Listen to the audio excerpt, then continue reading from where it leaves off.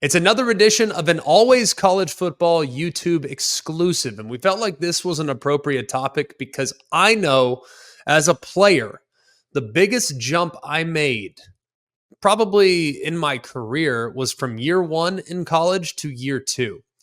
So we felt going into a lot of spring games this weekend, going into some spring games next weekend, and some that we had this past weekend, now would be an appropriate time to look at the 10 best, or the 10 that I'm most excited about, second year players in college football this upcoming season. We'll start at number 10.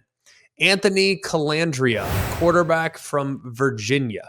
Now, if you actually look kind of across the landscape, you know me, I'm going to have a quarterback in there. Even if I had to force a quarterback into the top 10, I was going to.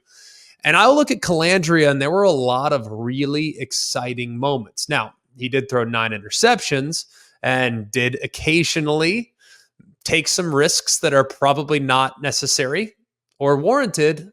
But that's kind of why I liked him. He made a lot of big plays, a lot of plays down the field.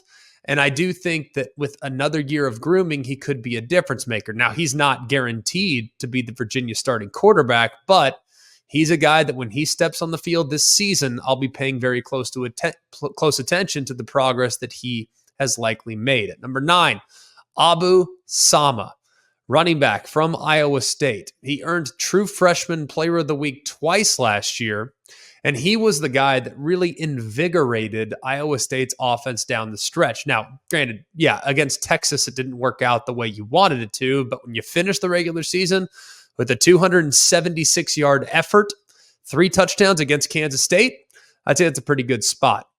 He's only the 4th Power 5 running back since 2000 to post a 275-yard and 3-touchdown game on 15-plus yards per carry in a single game. So, going to be really interesting to see what happens. Now, he didn't finish the season with some ridiculous numbers, but maybe this year, in a little bit more of a role, he will probably blow the top off of some of the numbers that he set last year. I'll keep it in the running back family at number 8. Number 8 is Jahiem White, running back for West Virginia. Now, what's funny, we called a West Virginia game early in the season last year, and Jahiem White's name came up, but not to the extent in which he ultimately became a complete difference maker. I mean, just a stud last year. Ran for nearly 800, had over 8 yards per carry, and he also at times showed just how capable he was contributing the passing game too. I mean, he had, a couple of big moments in the passing game. So he didn't touch the ball a lot, but when you think about how often it became electric when he did touch the ball, it makes me think that the sky is the limit for this young man coming up in 2024. At number 7, I'm going to go to the offensive line, and this guy's had a very adventurous offseason. It's Kadyn Proctor. Was the left tackle of Alabama, transferred to Iowa, and now has announced his intentions to transfer back to Alabama, assuming he's able to be eligible. Remember, you get the one-time transfer, but let's just assume that he's eligible this fall. I think he probably will be. There were some really tough moments early in the season last year for Kadyn Proctor.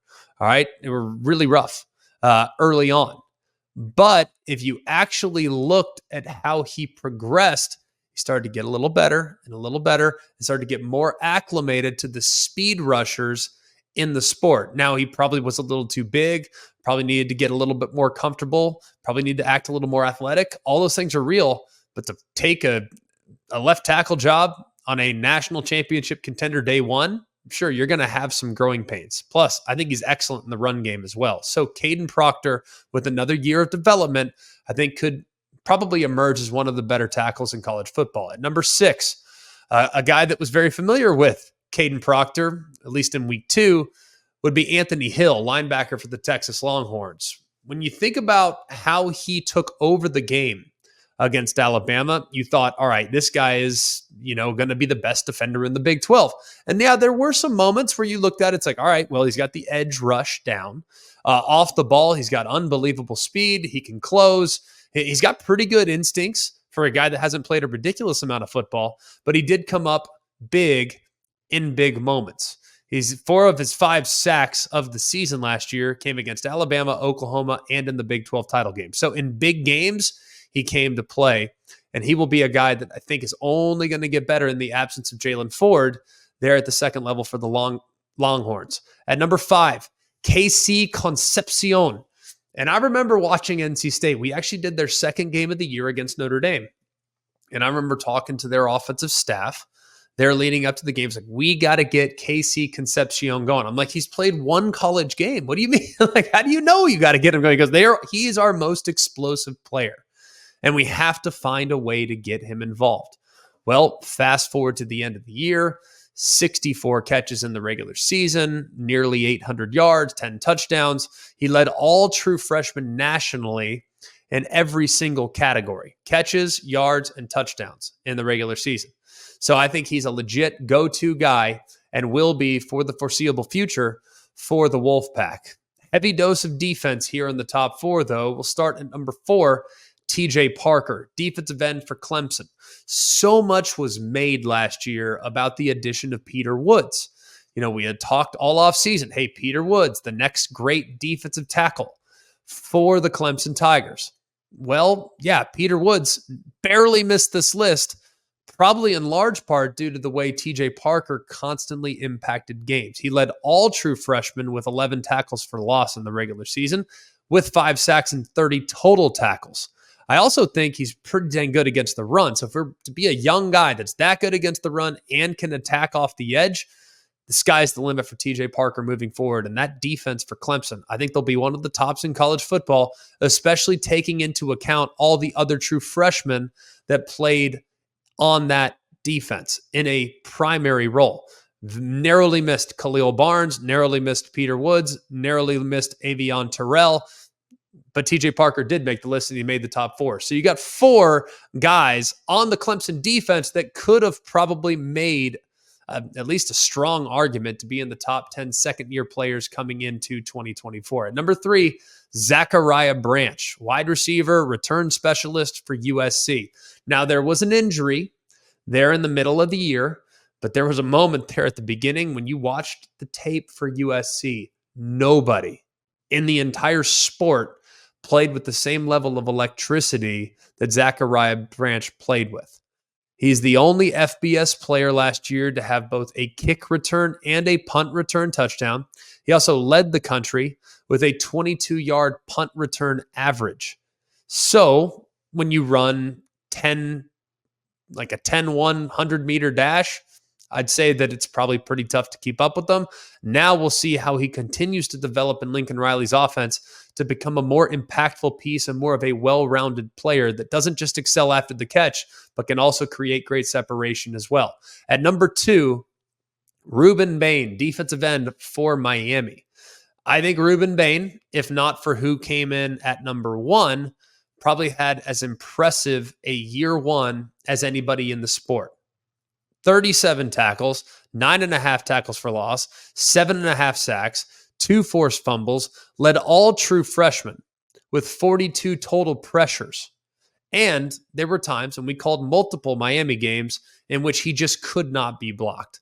And even in the times that he did not make the tackle for loss or the sack, you could tell that the opposing offensive coordinator was very mindful about where Rueben Bain was lined up from one play to the next. So Rueben Bain, defensive end for Miami, can't wait to see what he does in year number 2. And then number 1, it should come as no surprise. I think he not only was the best true freshman in America, but I think you can make a case he was the best safety in America as a true freshman. That is Caleb Downs, formerly of Alabama, now at Ohio State. Just an absolute superstar. Absolute superstar. 99 tackles last year, 3.5 tackles for loss, a couple of picks, all on a college football playoff team, and was one of the best as far as efficiency metrics there at the safety position in the entire sport. He came in with big expectations. He came in expecting to be an early player, an early contributor. Alabama expected him to be that. He's one of those few guys that comes in with expectations through the roof and actually exceeds the expectations put forth before him by the recruiting services and those that were really knowledgeable about what he might be able to contribute.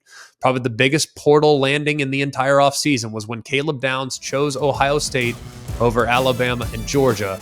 But man, he is going to be something to watch in that defense. It might be one of the best in the sport thanks to the arrival of Caleb Downs.